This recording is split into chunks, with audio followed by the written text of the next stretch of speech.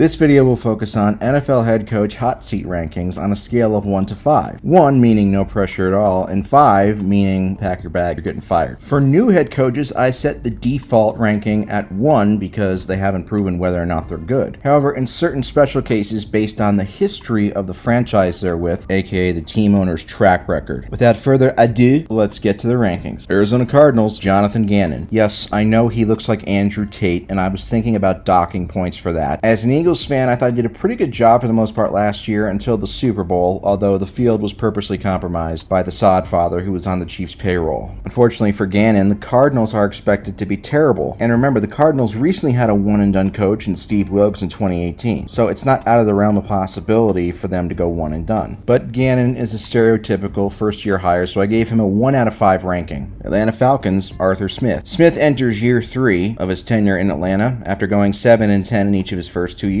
This was a pretty hard one to rate because I feel like Falcons owner Arthur Blank is giving him a pretty long leash. Yet at the same time, if the Falcons implode and go 3-14 or 4-13, I could see him getting fired. But I don't think another mediocre season would be enough for Blank to start over, especially considering the Falcons are in rebuilding mode. So I'm going to say Smith's hot seat ranking right down the middle, 2.5 out of 5. Baltimore Ravens, John Harbaugh. Harbaugh is one of the longest tenured coaches in the league, and he enters his 16th season in control of Baltimore. He won a Super Bowl way back in 2012, but ever since that magical season, he's won just 2 playoff games over the last 10 years, and just 1 playoff game over the last 8 years. While nobody can question his regular season success, at a certain point I do feel like the seat is heating up a bit, especially considering that they just handed out a massive contract to Lamar Jackson. The pressure is on to win and win in the postseason, so despite his record of success, I have Harbaugh's hot seat ranking at a 2 out of 5. Buffalo Bills, Sean McDermott. McDermott is somewhat in a similar situation to Harbaugh in that his regular season track record is unbelievable with lots of playoff disappointments. The difference is though is that Harbaugh actually has a Super Bowl on his resume whereas McDermott does not. It doesn't help that in each of the last 3 seasons the Bills have gone backwards in the playoffs. It seems easy to forget now, but the Bills once missed playoffs 17 years in a row, and in McDermott's 6 years there they've made it 5 out of 6 times. So he's done a great job of making them into title contenders, but now the expectations are title or bust every year Josh Allen is in his prime. And the more years that go by without a ring, McDermott's seat gets warmer. I have his hot seat ranking at a 2 out of 5. Carolina Panthers, Frank Reich. Reich spent 4.5 seasons in Indy, and he made the playoffs twice before being fired midway through year 5. He has a decent track record, and he was pretty screwed by Andrew Luck retiring after 2018. I think he's a good coach, and he's a good choice to pair with the rookie Bryce Young. I will say though, it's very concerning that he is the third Frank Michael Reich in his family. That means that he is literally the third Reich. I just fucking threw up everywhere, folks. His hot seat ranking, 1 out of 5. Chicago Bears, Matt Eberflus. I gotta be honest with you, I forgot who the head coach of the Chicago Bears was because they were so bad last year, and they're going into a quote-unquote rebuilding year this year with Justin Fields as the main building block. But I gotta tell you, I don't even know what Matt Eberflus does. I don't expect him to be there very long, but he's only been there for 1 year, as bad as it was, and I expect the Bears to be terrible again this year, so I think his time in the Windy City will be short. So despite being just 1 year on the job so far, I have his hot seat ranking at a 3 out of 5. Cincinnati Bengals, Zach Taylor. Honestly, this is one of the wildest coaching turnarounds that I can ever remember. After his first 2 years, it looked like Taylor was a complete sitting duck, winning just 6 games and being completely generic. But in the last 2 years, the Bengals have gone to a Super Bowl and a conference championship game and are actually respectable. Considering team owner Mike Brown let Marvin Lewis coach there for 16 years without a playoff win, I'd say Zach Taylor is pretty safe. Therefore, I gave his hot seat ranking at a 0.5 out of 5. Cleveland Browns, Kevin Stefanski. There's no doubting Stefanski's handsomeness. He is a 100% DILF. But there is doubt surrounding his future as coach of the Cleveland Browns, as for the first time in a long time, the Browns have expectations. Entering year 4, the Browns have missed the playoffs in each of the last 2 years, following a surprising first season under Stefanski in 2020, when they were a drive away from the conference championship game. If the Browns once again struggle this year with Groper Cleveland at quarterback, I could see Stefanski being gone. Therefore, I have his hot seat ranking at a 3.5 out of 5. Dallas Cowboys, Mike McCarthy. Without a doubt, the sexiest head coach in the NFL. McCarthy enters year 4 in Big D, and although the Cowboys won a playoff game last season against Tom Brady, which sent him into retirement, other than that, there really isn't much to show for McCarthy's tenure. The Cowboys have been pretty good in the regular season each each of the last 2 years, indicating that there's a lot of talent on this roster. But Gerald Jones and the Cowboys organization are desperate to get back to a conference championship game for the first time since Bill Clinton was getting blowjobs in the Oval Office. And if McCarthy fails to do that again this year, I could see him getting the boot. I have his hot seat ranking at a 3.5 out of 5. Denver Broncos, Sean Payton. Payton brings 152 career wins and a Super Bowl championship in 2009 to the Broncos. Detractors will say, though, that he could easily be called the product of Drew Brees, and that since that 2009 championship, he has just a 5-7 record in the playoffs. But considering what the Broncos gave up to get him, and the fact that they're still paying their previous head coach, Nathaniel Hackett, and the fact that a lot of the pressure is actually on Russell Wilson, I see virtually zero chance, no matter what happens this year, where Sean Payton gets fired after one season. Therefore, I'm going to have his hot seat ranking at a 0 out of 5. Detroit Lions, Dan Campbell. I have never seen a more beloved head coach across the entire NFL than Dan Campbell. Even rival fan bases always say, wow, I don't like the Lions, but I love Dan Campbell. How can you not root for him? And to be honest, through 1.5 seasons, it looked as if he was just a rah-rah guy with no X's and O's, as the Lions were terrible. But the Lions ended last season on a hot streak to finish with a winning record, making Campbell the toast of the town. The Lions should be good this year, but again, it's still the Lions we're talking about, so there's easily a chance they could disappoint and Campbell gets fired. But I'm going to have hope for once and say that Dan Campbell helps the Lions get even better and they make the playoffs, which is why I have his hot seat ranking at a 1.5 out of 5. Green Bay Packers, Matt LaFleur. Even though we enter LaFleur's 5th year as Packers head coach and he's won 71% of his games, there's still a question as to how good is he. Considering each of his first 4 seasons, he had a future first ballot Hall of Fame quarterback under center. It all went to shit last year as the Packers had a losing record and missed the playoffs after 3 consecutive 13-win seasons and 2 NFC Championship game appearances. Just like his new quarterback, Jordan Love, LaFleur has a lot to prove, and yet, due to his success and the fact that he's young and handsome, his job is pretty safe for now. I have his hot seat ranking at a 1.5 out of 5. Houston Texans, DeMeco Ryans. Ryans is officially the 5th head coach the Texans have had since 2020. But unlike Lovie Smith and David Culley over the last 2 years, Ryans has a top first-round draft pick in C.J. Stroud under center. I think his job will be safe even if the Texans have another terrible season. With that being said, when you're talking about a team that's just had 2 back-to-back one-and-dones, I wouldn't put anything past the front office, which is why despite being a first-year head coach, I have DeMeco Ryans' hot seat ranking at a 1.5 out of 5. Indianapolis Colts, Shane Steichen. First, the Colts had Frank Reich III, aka the Third Reich. Now they're hiring a coach with the initials SS. Just saying, it's kind of fishy. Now his task is to turn Anthony Richardson, who sucked in college, into a good NFL quarterback. Good luck. His hot seat ranking, 1 out of 5. Jacksonville Jaguars, Doug Peterson. Dougie P really had nowhere to go but up in his first year as Jaguars head coach following Urban Meyer, and the season looked to be lost until the last part of it when the Jaguars went on an unexpected win streak to win the division and even won a playoff game. But that's the thing about success in the NFL. Once you have some of it, people expect you to continue it, and if you don't, then the pressure really builds. It's obvious that Peterson did a lot of good for Trevor Lawrence, and he also has that Super Bowl on his resume, which gives him more clout and gravitas, if you will. So I think his hot seat ranking is at a very safe 1 out of 5. Kansas City Chiefs, Andy Reid. Andy Reid is already one of the greatest coaches of all time. In his 10 years with Kansas City, he's won 72% of his regular season games, and the once maligned playoff choker has now won 2 Super Bowls in the past 4 years and 3 Super Bowl appearances. Thanks, Mahomes. That being said, he's the best coach in the NFL right now, and one of the few who has the job for as long as he wants it. Therefore, his hot seat ranking is a 0 out of 5. Las Vegas Raiders, Josh McDaniels. Ever since the Raiders hired McDaniels to be their head coach, he's been on pretty thin ice, based off of his disastrous tenure as Denver's head coach, and the fact that some people consider him to be a Tom Brady merchant during his time in New England. Also, backing out of the Indy job in 2018 didn't win him many fans either. Neither did the Raiders going 6-11 in his first year last year after making the playoffs the year before. McDaniels now has Jimmy Garoppolo at quarterback, so handsome, instead of Derek Carr. But you just get the sense that if it's another bad season, the Raiders will move on. Therefore, I have McDaniels' hot seat ranking at a 4.5 out of 5. Los Angeles Chargers, Brandon Staley. Staley enters year 3 as the Chargers head man, and the results thus far have been pretty mediocre, as he's won 56% of his games. The pressure of having a great quarterback like he has in Justin Herbert is that people expect you to win and win big, and Staley hasn't done that. He came in as a defensive-minded coach, and the Chargers' defenses have been very good. Once you consider that in year one, his questionable coaching decisions cost the Chargers a playoff spot, and then last year, after finally making the playoffs, they blew a 27-point lead, and then you consider how much talent is on the Chargers roster, especially their quarterback. You can't help but feel like they've underachieved with Staley. Very few coaches entered 2023 with less margin for error. I have his hot seat ranking at a blistering 4.5 out of 5. Los Angeles Rams, Sean McVay. McVay is in a pretty weird position. The Rams are coming off of a terrible 5-12 season, a year after they won the Super Bowl with the super team. McVay has a very good track record, winning over 61% of his regular season games and 70% of his playoff games. But there were a lot of rumors that he might retire after last season due to burnout before he announced he was going to return. The Rams did go all in for that Super Bowl and now appear to be in a rebuilding stage, so it's kind of like, where are we at with McVay? If the Rams have another bad season, will he be fired or will he just quit anyway? I mean, have you seen his wife? I wouldn't mind going home to that every day. Regardless, I have his hot seat ranking at a 2 out of 5. Miami Dolphins, Mike McDaniel. McDaniel almost did the impossible last year. He made Tua Tagovailoa look like a great NFL quarterback for a while. Unfortunately, injuries decimated the Dolphins down the stretch, and they squeaked into the playoffs before losing a close game to the highly favored Buffalo Bills. For the first time in a long time, there actually seems to be some hope in Miami in the post-Dan Marino era, although that hope could easily be squashed, just like Tua's brain if he takes a couple more hits. Nonetheless, McDaniel does seem to know what he's doing offensively, and he's also pretty funny, so I have his hot seat ranking at a 1 out of 5. Minnesota Vikings, Kevin O'Connell. The good news is that Kevin O'Connell has a 77% career regular season winning percentage. The bad news is that he's only been a head coach for 1 year, and a lot of those wins were fluky and unsustainable. He also went one and done in the playoffs, getting his ass kicked by Daniel Jones. So the verdict is still out on whether O'Connell is actually good or not. O'Connell is in an enviable position for a head coach. He has a quarterback who is good, but is also hated by the fan base. So when the team fails, Kirk Cousins gets blamed as opposed to O'Connell. Overall, I would say his hot seat ranking is at a 1.5 out of 5. New England Patriots,